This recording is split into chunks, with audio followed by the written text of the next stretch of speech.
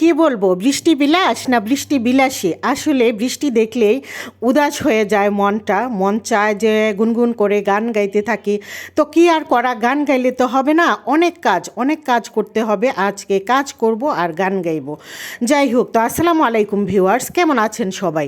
আমি এখানে নতুন একটা রেসিপি করে নিচ্ছি আজকে। এটা হচ্ছে দুধ, আম, তারপর হচ্ছে চিনি, ডিম সব একসাথে মিক্সড করে পাউরুটি ভেজে নিচ্ছি, ব্রেড ভেজে নিচ্ছি।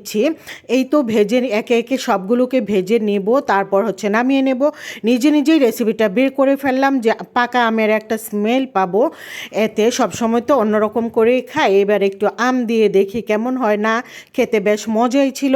তো আজকে যেহেতু বৃষ্টি পড়ছে বাইরে, তো খিচুড়ি তো না হলে হয় না, তো একটু খিচুড়ি হয়ে যাক। খিচুড়ি রান্না করব আজকে দুই ধরনের ডাল দিয়ে। খিচুড়িটা রান্নার আগে কালকে যে আমি কলিজা রান্না করেছিলাম, তো বলেছিলাম নেক্সট ভিডিওতে কলিজা রান্নাটা আমি শেয়ার করব। এই তো আমার কলিজার ফাইনাল লুক।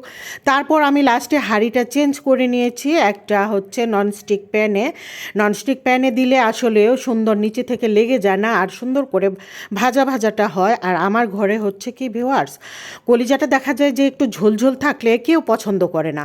যাই হোক, কলিজাটা তো ফাইনাল লুকটা দেখিয়ে দিলাম, নামিয়ে নিয়েছি। এখন হচ্ছে আমি এখানে বাইং মাছ রান্না করব বেগুন দিয়ে।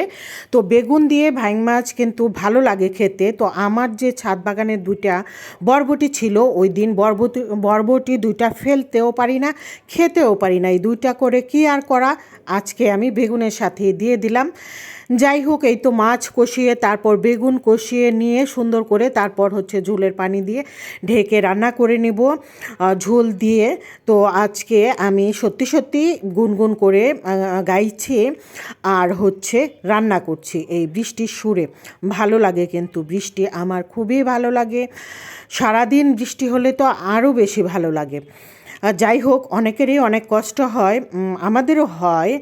তারপরও বৃষ্টি কেন জানি ভালো লাগে, মেঘলা আকাশ, বৃষ্টি খুবই ভালো লাগে। এই তো ঝোলের পানি দিয়ে দিলাম, তারপর হচ্ছে ঢেকে দিব। আর এখানে দুই ধরনের ডাল দিয়ে, মুগ ডাল, মসুর ডাল দিয়ে আমি খিচুড়ির চালটা ভেজে নিয়েছি। চাল আমি সাধারণত ভেজেই রান্না করি, আর হচ্ছে মেখে খুব কমই রান্না করি। এখানে আদা রসুন বাটা দিয়েছি, হলুদ গুঁড়া, মরিচ গুঁড়া, লবণ, তেল, তারপরে হচ্ছে কাঁচামরিচ দিয়ে দিয়েছি, গরম মশলা গুঁড়া, সব কিছু দিয়ে পানি দিয়ে ঢেকে রেখেছিলাম। এখন এই তো একটু উল্টে পাল্টে দিচ্ছি। উল্টে পাল্টে দেওয়ার পর আমি আবার 10 মিনিটের জন্য ঢেকে রাখবো। 10 মিনিট পর হয়ে যাবে আমার খিচুড়ি রান্না।